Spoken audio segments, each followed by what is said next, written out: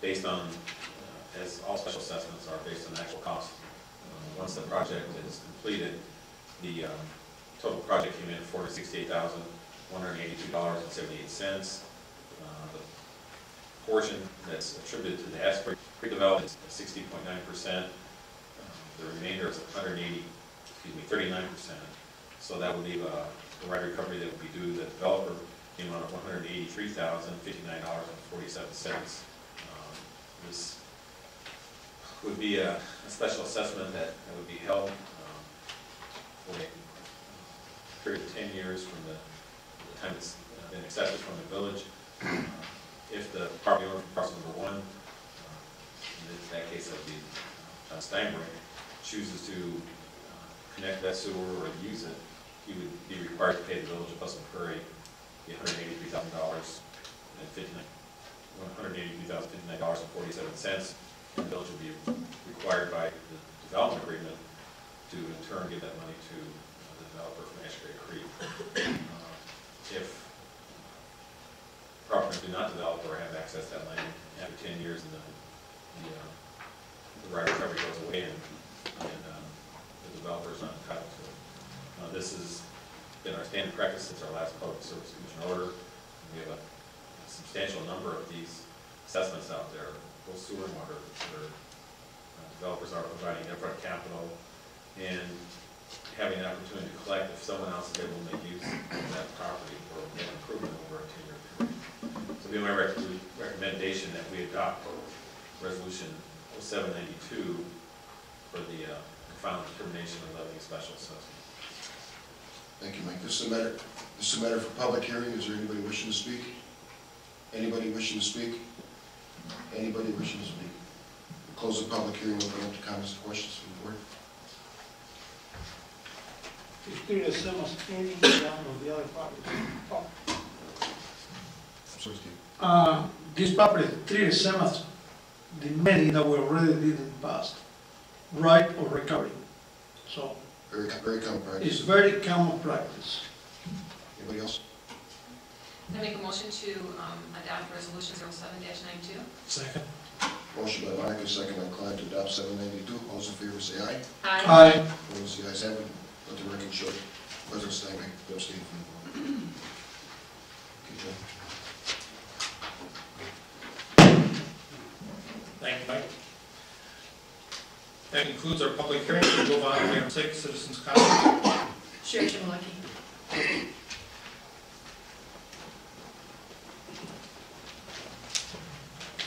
Sherry Chmielewski, 11009 122nd Street.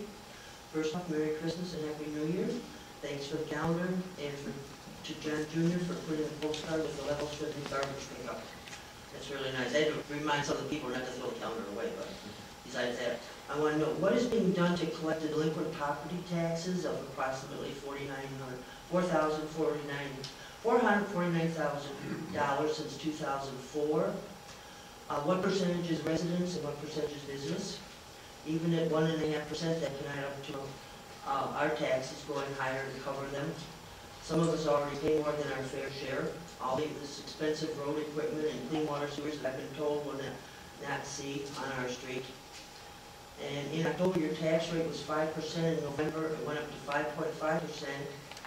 In October, your tax rate was 5%. In November, it went to 5.5%. My tax bill says 5.6%. And you're planning on spending 8%. Social Security went up 2.3%. With 20,000 residents, many non-contributing kids, low home sales, foreclosures, jobs lost, vital stock market, will you rethink your spending this year of the 8%? Thank you very much for your time. Dick Jankowski.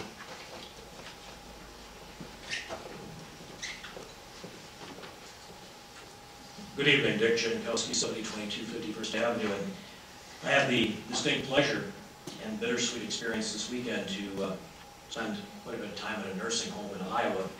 It's a very interesting part of the season there because it is the caucus season. And in addition to the Christmas program there, the residents, to the extent that some were able, got into the heat of the debate over the upcoming presidential caucuses. And one of them made a very interesting comment. She stood up and she said, thank God that we live in a country where we can express our opinions and vote for who we want to and say what we want. And it was very interesting because sometimes I think we forget that. And we say the Pledge of Allegiance, but a lot of things almost become routine. But we forget the sacrifices that people made to do that. So nothing on any of the issues tonight. I feel bad that some of our regulars aren't here tonight. They certainly add to the mix of discussion here. Sometimes to the annoyance factor, sometimes there's gems of wisdom. But more importantly, I just wanted to echo a best wishes for the holidays and for everyone to be safe over this. This is the last regular meeting of the board this year, and I'm sure that we'll all be back to our regularly scheduled debates and discussions coming the first, I believe, I don't know if it's actually going to be the first weekend or the third Monday in January. However that's going to work with the next board meeting, but we'll see you then. There are no assignments, Mr. President. Anybody else wishing to speak under citizens' comments? Hearing none, I'll close citizens' comments. Are there any board members wishing to respond? Okay, we'll move on to item 7, Administrator's Report. Mr. President, just, one response to Michelle Leski's comment on delinquent property taxes. Wisconsin, the county is charged with the collection of delinquent property taxes. We don't deal with that. It's done at the county, and I'm sure they could provide you with the data stratified in a minute that you're looking for. One of the issues that was brought up recently was in the country news is the issue of the clean water utility, and we've had discussions of it. It's a utility document which reflect nearly 2 years worth of work by the, more than that, probably 3 years, by the staff of the village board to come up with an equitable way to establish a charge for enforcing and managing the mandate for stormwater discharges that the village is now required to clean up and have under control by the federal government. I think that in my review of the article by the Kenosha News, I think they as much as it appeared to be editorialized in the body of the article, I think there's a divergence that, and maybe people are just going to have to agree to disagree, but I think it's something that's important for people in the village to understand the logic of why we're doing what we're doing is that the village has been tasked with complying with the Clean Water Act, and we can bring a permit by the state that exempts certain uses.